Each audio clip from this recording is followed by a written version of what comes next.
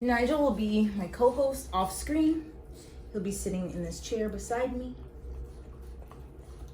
patiently waiting for treats. Won't you, boo-boo? Yes, yes you will.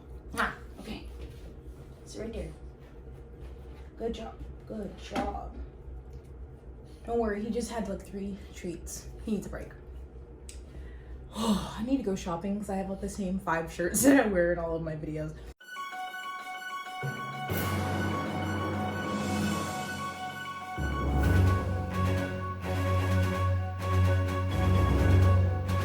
Hey, hi, hello, welcome or welcome back to my channel. My name is Jess and welcome to another installment of Book CommuniTEA. Quickly, I just want to give a couple reminders to start your holiday shopping, especially if you're buying books or you want people to buy books for you, to get those wish lists out to them so they have more time for them to arrive and try to shop local, shop indie if you can. Always, there's links in my description for options outside of Amazon if that is what you want to use. And then also to vote in the Shaded Choice Awards, which will be linked down below, the website where you can figure out what it's about, and that's where you can vote. But to this week's tea. So there was a lot of mess, and I don't want to say that they weren't big because I don't want to like diminish any story. Nigel, stop it. But some of them were on my radar and some weren't. So they just, sometimes I see the same story from like everyone on Twitter, and then sometimes it's smaller pockets of Twitter. So there's just kind of a bunch of mess. So let's go ahead and get it popping. What is today? First, I just want to talk about the Goodreads Choice Awards again. So today that I'm recording this is Monday the 16th, and the semifinal round ended yesterday on the 15th. So the final round starts tomorrow, or Tuesday when you're seeing this, the 17th. However, the opening round allows you to write in choices that were not originally nominated. So there were a lot of great books nominated that weren't originally on there, like I think Raybearer was on there, and some other books by Black or POC authors got written in. Thank you, Nigel, which is amazing. However, there were 2 books written in that I can't pull up right now because it's like in between rounds, but I was watching my friend Steph's video. You should check out her channel. I'll link it down below. And in the, was it memoir or not in, or fiction section? I can't remember. So enough people wrote in Candace Owens' book. I don't even know the title. I'm not gonna look at the title. I'm not gonna give her the fucking time for me to Google it. But just know that she is one of those people that racist people love to look to as a Black voice in the community that is a Republican that sides for Trump. And so if you are a person or you know anyone who uses someone like Candace Owens or Ben Carson, Diamond and Silk, the Hodge twins as your like Black people you listen to, please, please be advised those people are filled with either a deep-seated self-hatred and their internal, like their own racism against their own people, and or they're really just trying to make money. But I think it's a part of both. But her book was not written in. I don't believe it was there for the original round, so that's garbage. And then also I think J.K. Rowling's book was written in. I can't remember what book. I'm thinking it might have been her latest mystery book was written in, because I don't believe that was there either. So yikes on bikes, hot mess. But anyway, that round is closed, so the final round starts tomorrow or today when you're seeing this.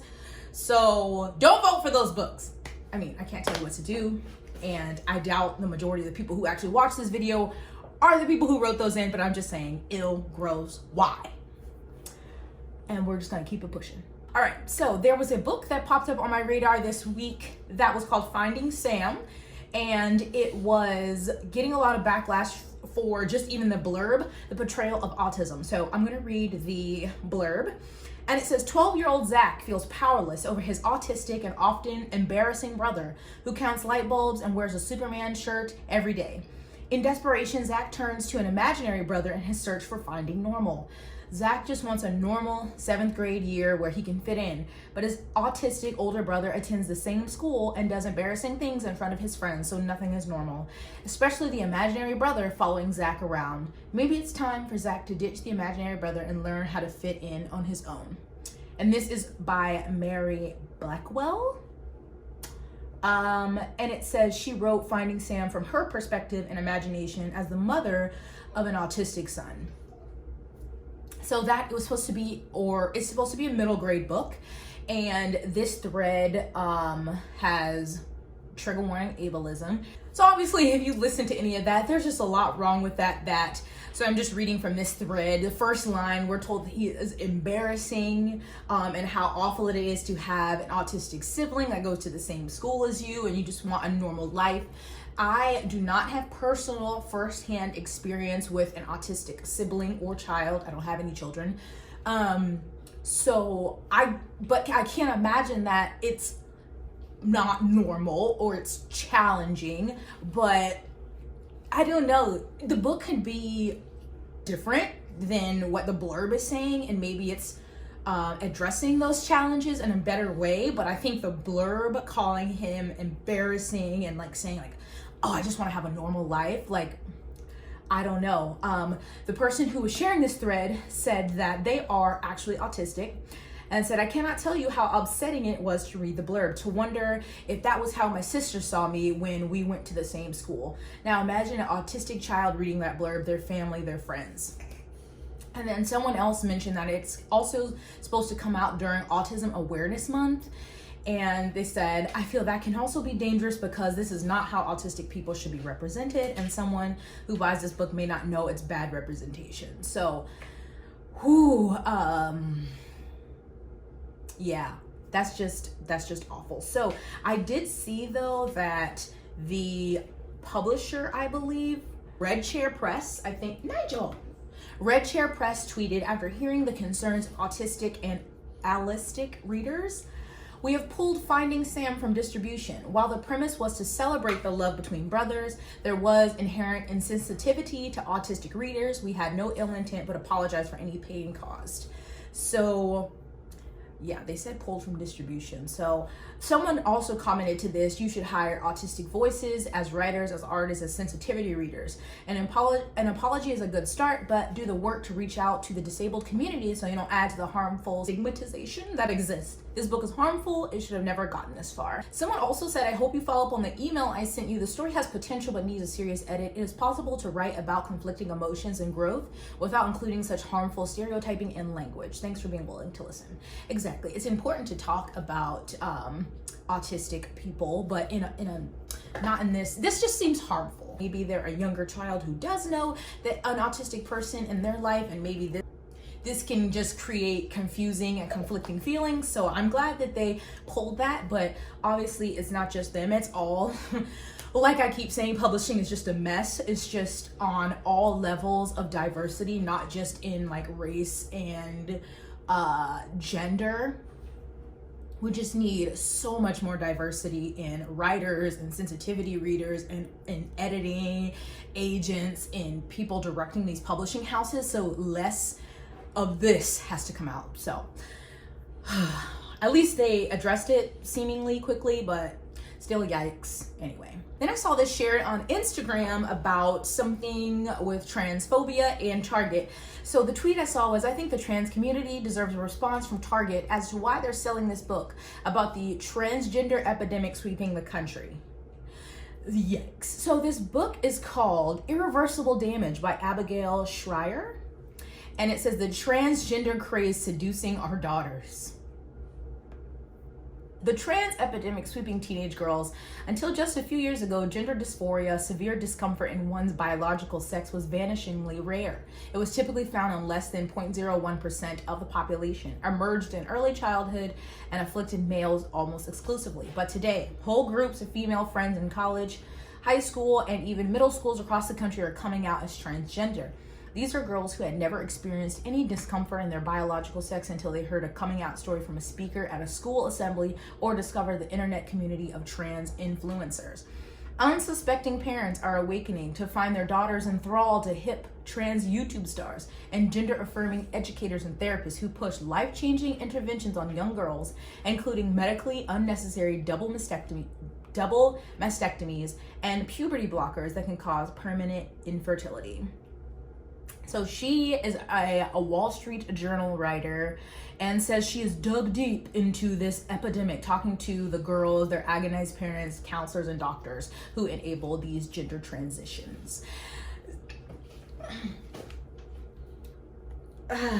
Yikes. So the person just said this is really just really harmful. It's a shame that you are carrying this. There were some people in the comments saying, I mean, you don't have to buy it, free speech. There's a lot of books published that you don't agree with. I mean, which is fair. There's obviously, oh Lord, there's obviously books written by ultra conservative people, Republican people that I would just walk straight past at Target. God, I miss Target. But so a lot of people were saying that, but then people were saying this is just harmful and holding Target accountable because at the end of the day, sellers get to choose what books they do and do not carry. But Target did respond and said, thank you so much for bringing this to our attention. We have removed this book from our assortment. So it worked. They brought attention to that harmful book and it's gone. So I mean, I don't see a problem in speaking up against that. If somebody really wants that book, they can get it from somewhere else. I'm sure Amazon has it. Jeff Bozo with, he carries everything. So then I saw a mention about Instant Karma, which is a new romantic comedy, I think by Marissa Meyer. I think it's a YA rom-com. She is the author most known for the Lunar Chronicles, and then she wrote Renegades. And I'm going to read you the blurb. Says, chronic overachiever Prudence Daniels is always quick to cast judgment on the lazy, rude, and arrogant residents of her coastal town. Her dreams of karmic justice are fulfilled when, after a night out with her friends, she wakes up with a sudden ability to cast instant karma on those around her. Prue giddily makes use of the power, punishing everyone from public vandals to karaoke hecklers. But there's one person on whom her powers consistently backfire. Quint Erickson, her slacker of a lab partner and all-around mortal enemy. Soon, Prue begins to uncover truths about Quint, her peers, and even herself that reveal how thin the line is between virtue and vanity, generosity and greed, love and hate. Tweet that I saw said, so I just now read what the book is about and my blood is boiling. I want to know why a white author can take a concept that's not from her culture and twist it to her liking and get a book deal. And they said, a person doesn't cast instant karma. That's not remotely how it works. People have already taken this concept and bastardized it to death, but why not add to it? And to give this power to a white character, are y'all fucking kidding? And they also said that they found a ableist language to say chronic overachiever Prudence Daniels is always quick to cast judgment on the lazy, rude, and arrogant residents of her town. But they said, I have double and triple checked my stories to make sure the representation of my own culture is correct and accurate, but y'all always let white people do whatever the fuck they want. So to my limited knowledge and Google, karma is a concept that's in a lot of Eastern religions, I believe. Please correct me if I'm wrong. Including Hinduism and Buddhism. So I don't know if it belongs to just one religion, but that is my limited knowledge on that. So again, please correct me if I am wrong. So they are upset that they're just taking this and acting like it's something that you're just I don't know, almost like magic, I guess, casting instant karma and using that in a story. And it's obviously written by a white author with a white character. And said, what the even hell, the appropriation of karma as a cute little everyday concept is seen so much around that I've stopped being surprised by that, but I'm still very disappointed.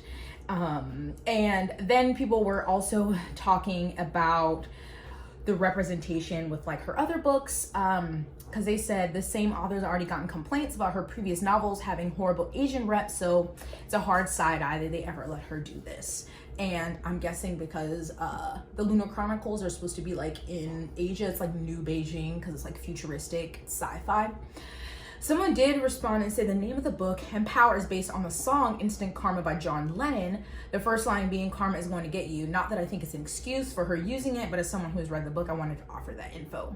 But they said that changes little for me. And so as someone not being obviously well-versed or knowledgeable about karma, I don't know. I don't have a lot of commentary, but someone said, I just looked it up, and what sort of bullshit is instant karma? There's no such thing as that, and what the fuck? That's not some power someone can have. I literally do not have any words right now. This is so wrong on so many levels. So I feel like the after you've published some books and they're successful, that publishing just like lets you do whatever you want. Apparently, like they are like, editing, who needs it? Sensitivity readers, what? Like they just let you publish whatever you want. So I had heard of this book briefly and I didn't even think about that until they brought this up. But it's just like, should you be surprised? At this point, no. But then honestly, yes. Like we've gotten so far and yet still have so much work to do. So that's disappointing. I mean, I'm not interested. I don't read YA contemporary anyway, but I'm a pass. Marissa. If you've been on Twitter at all this past week, there's this new trend going on, which I'm not gonna lie, a lot of them are funny, but it's the what feels like blank but isn't blank. So some have been like, what feels like Shakespeare but isn't Shakespeare? What feels like racism but isn't racism? So one person started a thread and was like, what feels gay but isn't gay? And people responded, you know, all these funny things. And then someone said, honestly, this book. And the book was Red, White, and Royal Blue by Casey McQuiston. And I saw that and I was like, that's weird because that book is about, you know, a male-male romance. And then I just kept past it and so I didn't keep reading. But apparently in the thread here, so they said that book and then some people were like, but that book is gay though. But then some people had other opinions. So someone said, this book pains me. It is so clearly written by a woman for women. It feels like a direct outgrowth of gay ship Tumblr circa 2010. And then someone replied that Casey McQuiston is non-binary. And then that person said, okay, well, they clearly aren't a gay man. And someone else was like, the author is not straight as a heads up. Are you going to apologize to Casey McQuiston, a bisexual non-binary human, for basically misgendering them and telling them they aren't queer enough to write a story about queer main characters, one of which is bisexual? And so the OP, the original poster, said people are still complaining about this inclusion, but it's just fan fiction of gay men, not actually gay. So I don't know. Ooh. Someone said, wow, we're still out here gatekeeping queer fiction written by queer authors. What the fuck? So then this person said, cis gay men are continually gate kept out of publishing stories from their own identities. Stop throwing around queer to obfuscate the obvious gatekeeping. Wow, big words.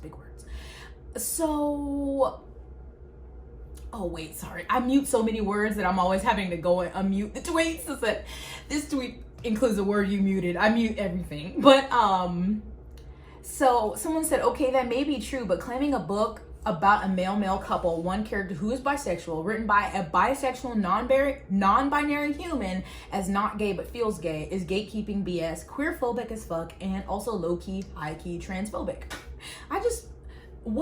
It's a book with LGBT characters written by an author that identifies as queer. Is this supposed to be a joke? Because if it is, it didn't land.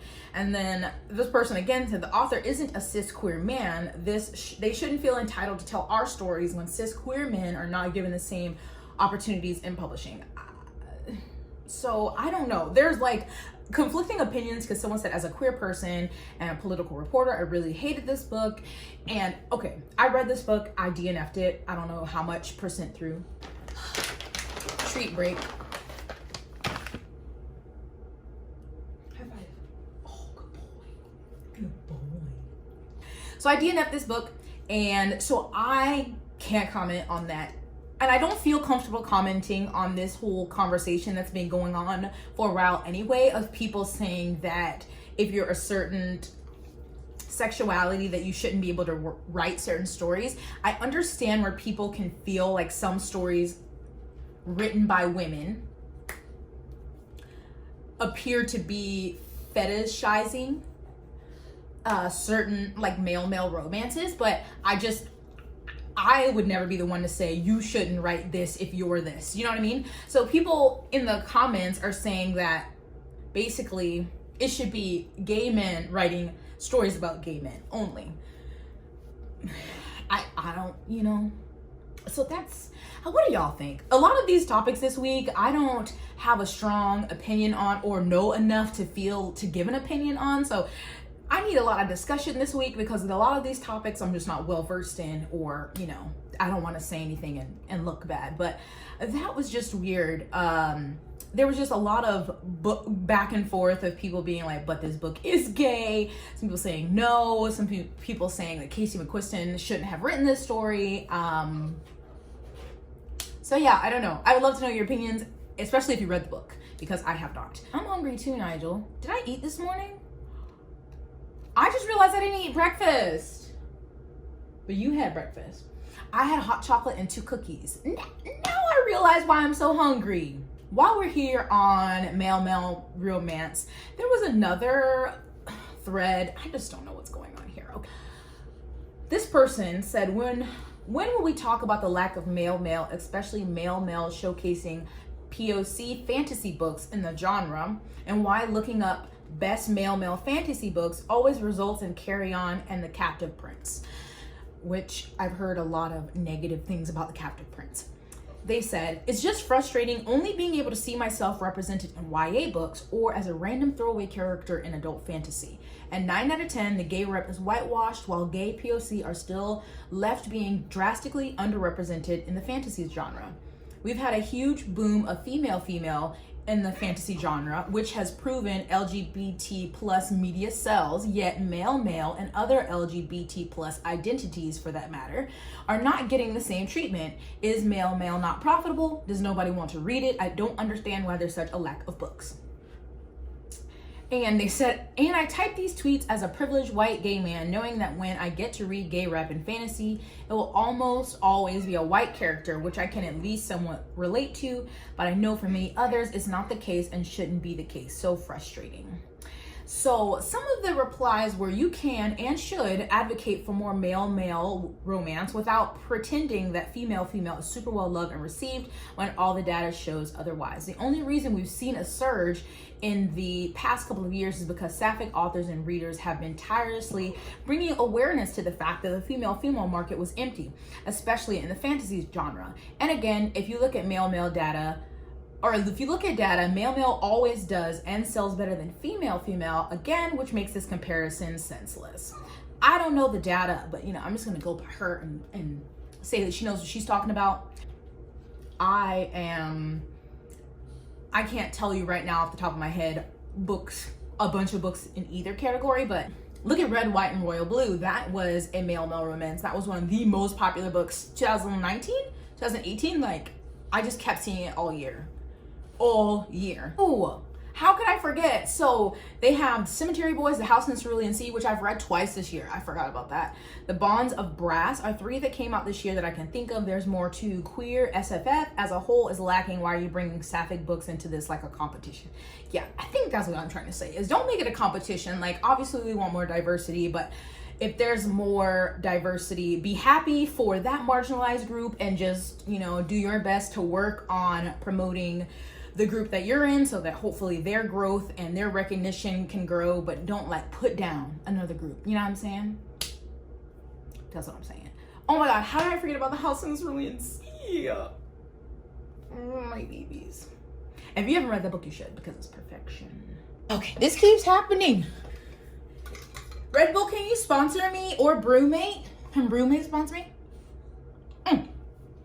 But they have bigger ones, but I like the slim can, obviously, because I usually drink. I'm out of breath.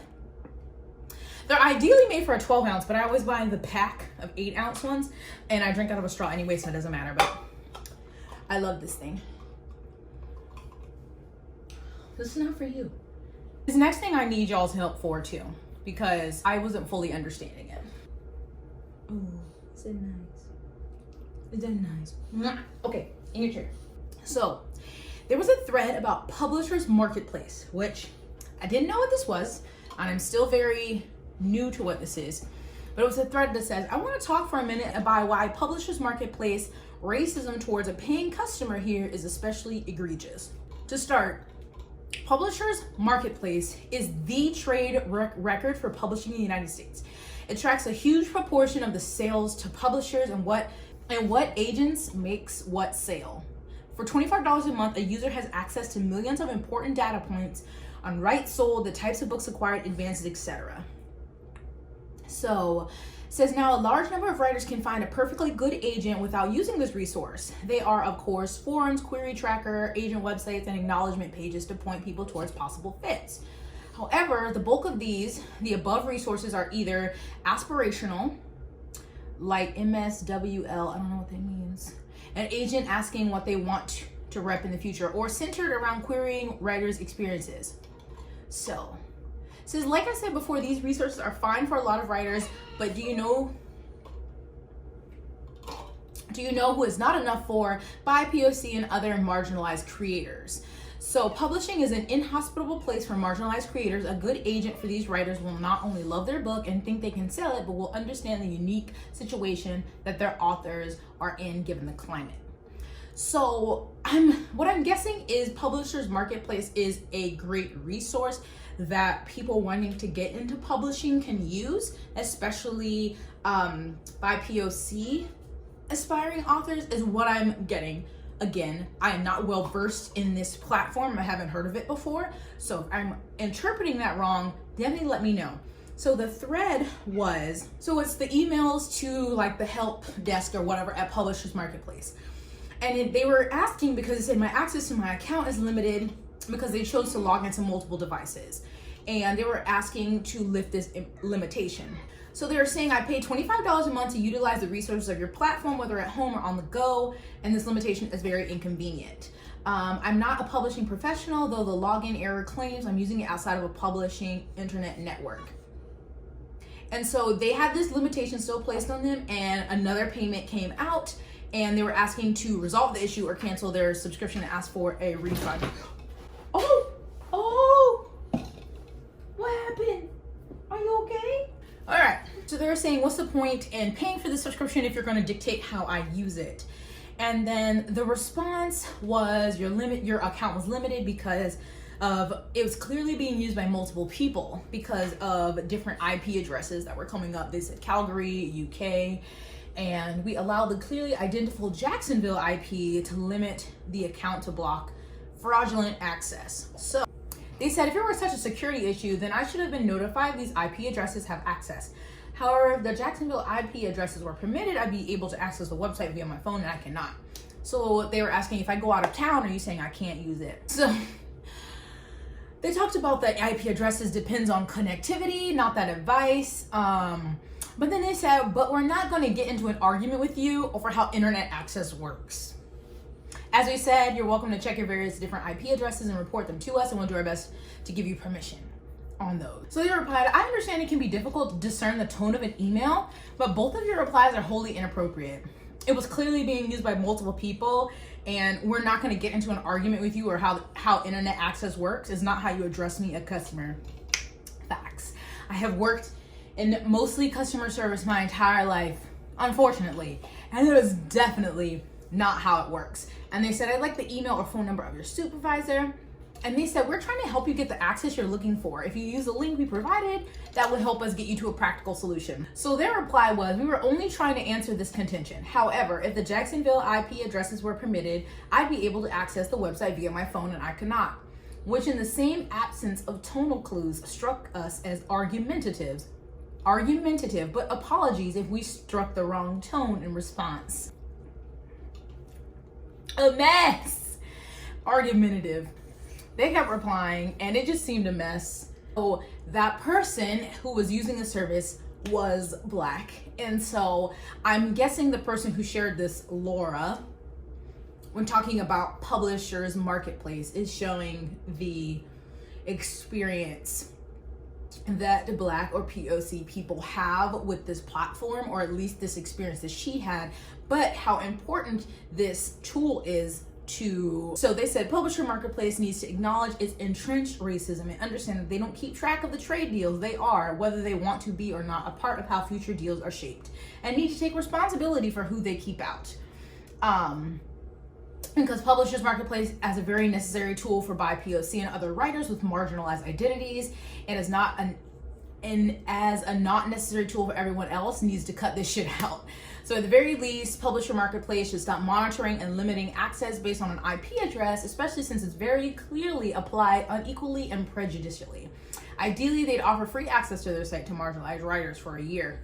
Imagine the books that would come out of a radical push to provide deal information to the creators that need it most. Yes, Laura. Yes. Yikes. So if you know anything else about Publishers Marketplace or on this whole situation, please let me know, because I think I did a poor job of explaining it, but I can just tell you right off, regardless of if she wasn't Black or not, that customer service response was terrible. Terrible. Okay, the last thing I wanted to touch on, which I don't know if this is technically book related, but someone sent it to me, so I'm gonna bring it up. Well, actually it is. So there's a thread about the election by Lindsey Ellis, who is an author, and then there's a book as her Twitter header that says Axioms End. So they're a published author. They were posting all of these GIFs and memes, but they were all about Georgia. And so they must have just typed in Georgia and Black because they were only Black people. That was weird. So it's like Atlanta votes coming in. It's all like Outkast, Ludacris, Ray Charles, Lil Jon. Like, it's just all Black people. Usher, memes and GIFs that they're using for like everything. It's like Biden up by 4,033 in Georgia, then it's a GIF, and another one, and Biden up by this in Georgia, and it's under 3,000. And it's just strange. There's no white people in these GIFs, and she is white. And some people said I had never heard this term before, but apparently they said this entire thread is anti-Black as digital blackface. I had not heard of that before, so I'm learning. Disappointing considering your own videos try to address things like this. And someone said, agreed, the use of the Black body here is conspicuous and seems like a caricature when addressed as a collection. And you're weird for looking up specifically Black GIFs. Like, that's what... I wish I had my phone right now so I could type in like Georgia and see what GIFs come up, because they're all very Georgia related, Atlanta specifically. But said, this is digital blackface. Could you not have found any other GIFs? I know it's GIFs, but I refuse. Did you search Black people dancing? And someone said she definitely did. I mean, Atlanta is majority people of color, but that's clearly the intent here. So we can get it. You type Black people GIFs. Like, obviously, yeah, what do you think about that? I hadn't heard of digital blackface, or yeah, no, I really hadn't heard of it. And it's just weird. It's just a weird thing they chose to do, and I don't know that or see that she replied to anybody and saying like, why did you choose all of these? So it's very strange, and it was just another blob of mess that went on this week. So that was all that I heard about this week, or that was sent to me. So if I missed something, misinterpreted something, please let me know in the comments. But I appreciate you for watching this video, and I hope that you have already started your holiday book shopping. And I hope that you vote in the Shady Choice Awards. And I mean, you can vote in Goodreads too, that's fine. But as always, check out my description for links to different book buying options. I myself am an affiliate with bookshop.org, so if you bought a book through my link, I would get a small commission. So thank you if you do. Don't feel bad if you don't. Also, links to my social media, my email, if you want to contact me, are in the description. Please give this video a thumbs up and subscribe, because the book community is always on fire. So these will be a regular occurrence on my channel. But I hope you're taking care of yourself. And I don't think I've been telling y'all what to do lately. So the cases have been going up, and I'm gonna take that blame on myself. So stay home. And if you can't stay home, wear your mask, wash your hands, stay 6 feet at least apart, okay? Stay hydrated, stay moisturized, wear your sunscreen, and I'll see you in my next one. Bye. Oh my God. Are there angels on earth? The answer is yes. They're dogs.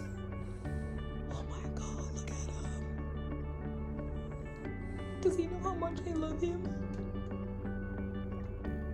I hope so. Look at those wrinkles. Oh, hi, boo-boo. Hi, handsome. Oh, he said he's up. Okay, bye.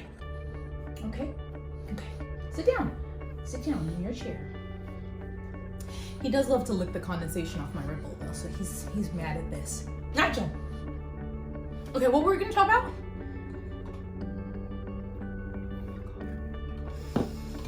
And sugar-free is the best Red Bull. Don't at me. I don't care. Okay, this next thing. Come here. Okay, all right. Okay. No, you just want mama's beverage. Okay. No. So. You just farted? Nigel toots are some lethal. He's got lethal gas, okay?